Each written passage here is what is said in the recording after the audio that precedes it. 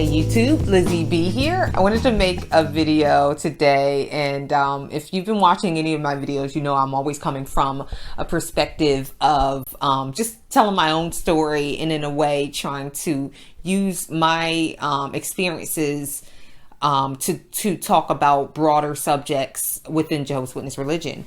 And one thing that I was reminded of is how, in a sense, I've had it pretty easy in regards to the organization when it comes to leaving. For example, I wasn't shunned yet. Maybe I'm being shunned. I don't know. I wouldn't know if I'm being shunned because the people who I associated with that were Jehovah's Witnesses, I wasn't really close with anyway. I would rather say, because there are a few that I was very close with, but I would put it as the people that I was around as Jehovah's Witness, I wasn't around on a regular basis. I only saw them at the Kingdom Hall. And then once I moved out here, I didn't really befriend any of the friends out here.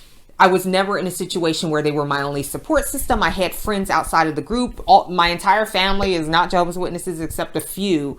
And again, I was never really up under them anyway. So there was really not a lot of leverage for the organization in terms of punishing me or extorting me and making me feel like I needed to stay. There was nothing to blackmail me with, you know what I mean? And in that sense, I was very, very lucky. I was very blessed.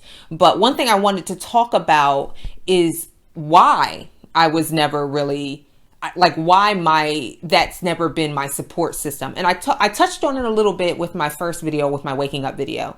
But with this video, I want to talk about it a little bit more because there's some aspects to it that go beyond just me knowing that I needed a support system outside of the group. I'll tell you why.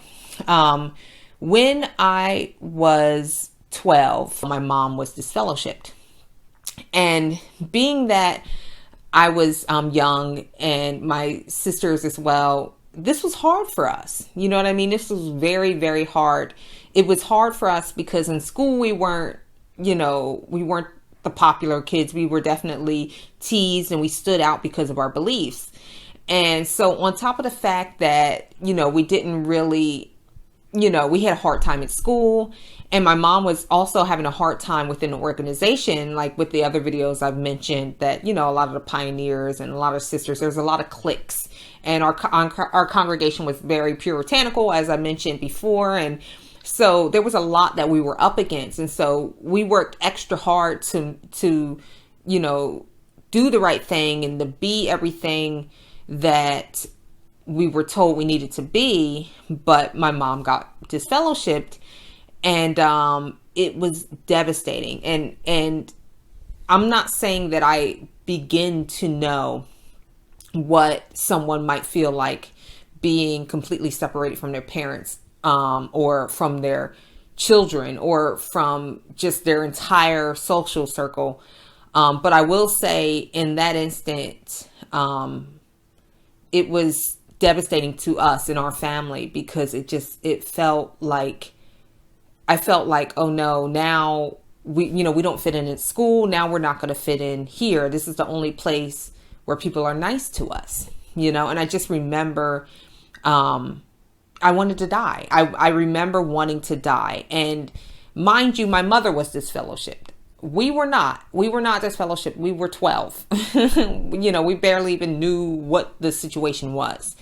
We just knew that she'd been disfellowshipped. She warned us it was going to happen. I just remember being so angry at my mother. I was so angry at her. And I wanted to die. And it was a really, really tough time because, you're a kid, you're dealing with all these hormones, all these new things. I think that was the year I got my period. It was just, everything was coming at me. Life was horrible and I just wanted to die. I just wanted it to be over. I wanted to be in a new system. I wanted it to be over. But I felt like I was a bad person. I felt like I felt like God was punishing me. And I could only imagine what my mother must have felt like. But I remember as a kid, the entire congregation turning on us. And we were children. We were not the ones that were disfellowshipped, but felt like we were disfellowshipped.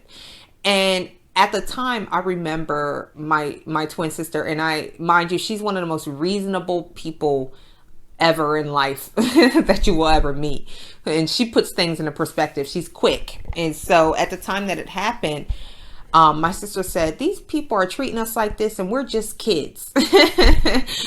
And, I never really thought about it like that. Even then, I listened to what she said, but I wasn't hearing her. I was just enveloped in my sadness. I went into this depression that, lasted for years. I was depressed for years. And I remember her saying that these people are treating us like this and we're kids. What kind of grown-ups are they? What kind of grown-ups treats kids like this? And we are not even disfellowshipped. She said, we're not even Jehovah's Witnesses. So why are they treating us like this? And we would see them everywhere, and they would just not speak to us. And these are people that every time you see them, they want to give you a hug, or they're the ones offering us this or that. And, my mom happened to be like, slow down, ask me first and that kind of thing. It stopped. It was brick wall, everybody. And it was devastating. I just remember being devastated. But I don't forget things.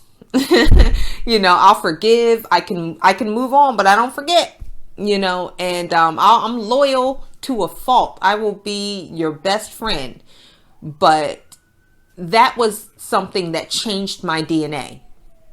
And the reason I say that is because, from that moment on, I never looked at the friends the same. I never, ever, ever felt like these are people that you can trust, and this because it happened to us at such a young age in our formative years. I couldn't shake it. So my mom got reinstated a few years later, and it was years, and she was regularly went to the Kingdom Hall and everything to get reinstated. But, she got reinstated a few years later, and my sister was like, to hell with this religion. She was out of there. My older sister was the same, to hell with this religion. But me, I would try and go, but to support my mom and that kind of thing. But then, whatever, I went to college and, whatnot. And I've told you about my journey thus far with that. But let me tell you, when I would go to the Kingdom Hall, people would smile on my face and I'd smile back. And, I got the love bombing and everything, but I knew in the back of my mind, always, forever will be that feeling, that empty, that heavy feeling of knowing what it's like when these people turn on you. And I couldn't get rid of it. And I'm thankful for that, because I see so many people come in and they see that love bombing and they're ready, ready to receive all the love. And I knew, I know what it feels like to I know what it feels like to, when they turn it off, and when it goes the other way, it turns into hate. It's not just ignoring you. It's hate, and it's violent. You know what I mean? And people think that, you can, what is sticks and stones and all that, but it's definitely a form of violence. And for us, it was, I know it was devastating. For me, it was particularly devastating. And I remember, I had suicidal thoughts. I totally understand, how someone could be driven to kill themselves. I was only 12. And I felt that heavy sense of loss, that heavy feeling of emptiness and depression and guilt, and just, it was, all kinds of terrible feelings. And I never forgot it. And so as an adult growing up, I always knew that, I didn't choose the best friends out in the world either. I'm not going to say that I made all these good decisions. I did not. I surely did not. I promise you I didn't. But I knew that I needed a social circle outside of the organization, because I was always ready for when they turned. I said, they can do a million things, but they're never going to catch me off guard. And for that, I am thankful. And that is the advice that I would give anybody who is studying with Jehovah's Witness, anybody who is a Jehovah's Witness, anybody that is thinking of transitioning out. Be smart. First of all, have an income, go to school, do whatever you got to do to get a good job. And so have that, and then have a nice social circle. If you don't have a social circle, get a dog. If you're able to take care of one, or get a cat, get something first. Build your way up. You know what I mean? Because you don't want to give them so much leverage that if they take away their love, which they are very capable of doing, it's not really love if they, they're extorting you with it. If they can do that, you don't want to fall apart. It's very possible to do that, to become connected to these people to the degree that you think it's not in them. It's in them. It's in all of them. So just know that. And, that's it. That's what I wanted to talk about today, is just, having that backup. Make sure that that, first of all, be grounded in yourself and know that you are special, you are important. Don't let these people make you believe that you're not worthy of love, because you are. So that's my video. I think I said everything I needed to say. Thank you for watching. Don't forget to subscribe. Let me know if there's anything you want me to talk about. And have a great day. Bye.